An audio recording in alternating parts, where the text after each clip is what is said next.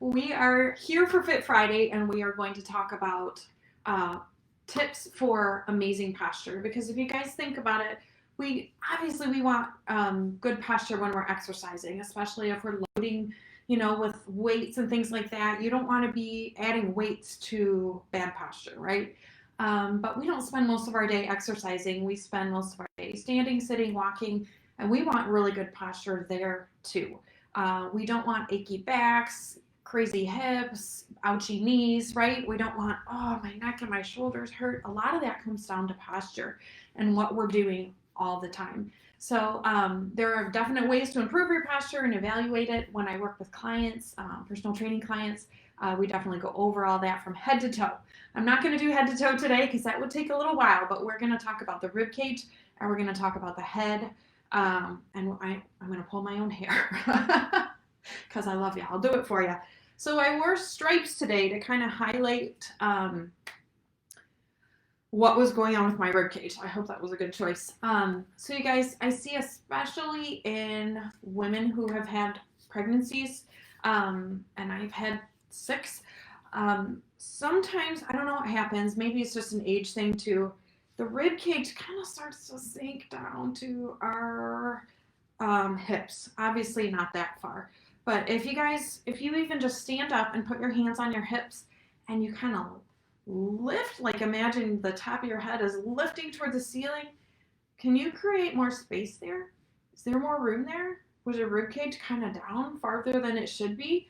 Obviously, you guys, we need some core strength and stability to keep this up, and that's why right after having a baby, I almost feel like my ab muscles are a wet noodle, and I need to rebuild in time after the appointed rest time, build up the ab muscles again because you just kind of feel collapsed. So whether you've had pregnancies or not, we can always lift the rib cage. The connective tissues all through here can get kind of tight and sticky. So you can just imagine lifting up. Do that a few times a day. But notice I'm not popping the ribs open when I do that in my attempt to get taller. We don't want the rib cage. You can see my low back like arching there, right? So I don't want my pelvis to go back. I don't want my rib cage to pop open. I'm going to come back to a neutral pelvis. And it's a small movement. I'll try to keep my hands. It's just a buttoning up. I'm not crunching. I'm not doing anything weird. If I look at my posture in the mirror, I look straight. But sometimes it's very subtle from here to here. And when you do that just a little bit, you're going to feel those abs turn on. And we want those abs working for us, not in like a death grip all day long. That's not comfortable. But we do want them supporting the weight of our upper body, right? Keeping our pelvis in line because we don't want this forward type deal and we don't want the way arched back.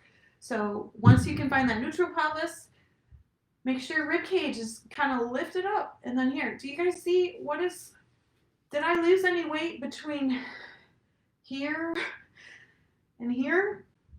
No, it's posture, it's magic. So the next thing, you guys, I had my phone somewhere. Here we go. What do we do a lot of the day? You're on the computer. This, right? Sitting on the couch, this. Where's my neck? It's forward. And that's so much strain on these vertebrae, all these muscles, because you got a big old heavy head, and so do I. So one trick here, I'm going to actually show you 2 tricks for your neck. We don't want the ears way in front of the shoulders, right? And even that kind of causes me to round and hunch and no. So you can grab your hair, even in like a higher ponytail would be better. Lift and pull back. It's called ramping the head. So that my ears come more aligned with my shoulders. That's where you want to be. And so if you don't want to go around pulling your hair, another trick, you can stand against a wall and just kind of, where's your head? Like, even if you're like standing nice and straight, you may notice, because I did when I did it, my head was still forward. Even with a ponytail, my head was not touching the wall. So if I'm against the wall, I have some space between, my neck is not touching the wall, my low back is not smashed against the wall. Obviously I have space, with some hamstrings, but the back of my head, like right here, should kind of be touching there. So these are things you can incrementally work on. I don't expect you to go from here to la la, but you can just start thinking about it. Catch yourself with that forward head position. Boop, take it back.